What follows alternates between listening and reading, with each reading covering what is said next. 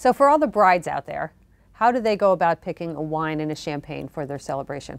Oh, it's a daunting task for a lot of people, but it doesn't really have to be.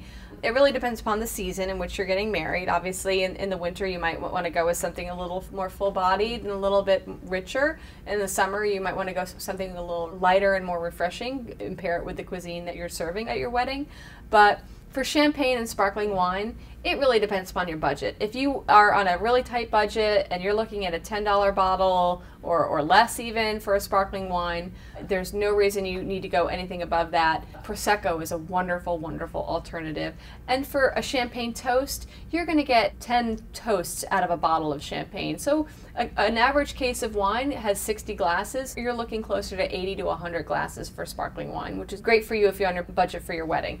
And then for white and red wine, obviously you want to think about the food that you're serving, but if you need something that's going to be versatile enough to take you from your cocktail hour into your dinner, you don't want to go with anything too heavy. I always recommend a lighter dry white like a Viognier or a Sauvignon Blanc or something along those lines, a Viura from Spain, anything light and crisp, because that's going to have acidity, it's going to have fruitiness, it's going to be balanced. Even Pinot Grigio is not a bad way to go. I would recommend those over Chardonnay. While Chardonnay is lovely and can be wonderfully delicious, it can be very heavy for hors d'oeuvres, so it's not as versatile of a white wine. And then for a red wine, I would talk about doing Pinot Noir or a lighter style of Malbec, only because it's going to go with a variety of cuisine. Again, it's going to have light to medium body and be very versatile. And somebody have to bust their budgets on these things? It's entirely up to you. I mean, I have some special wines that I'm saving for that big day, for when it happens for me someday.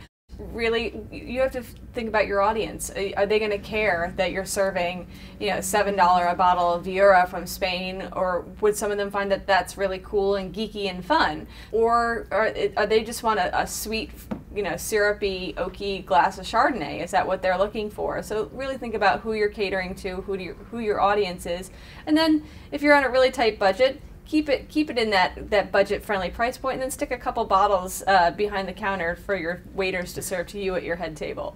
Well, actually, that raises a good point.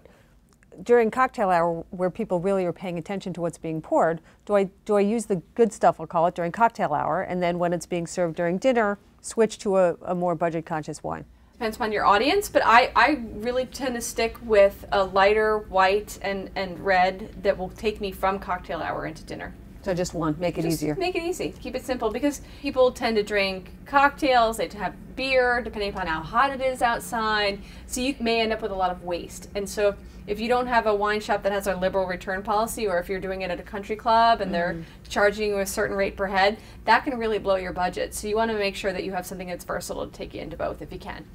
Great, thank you. My pleasure.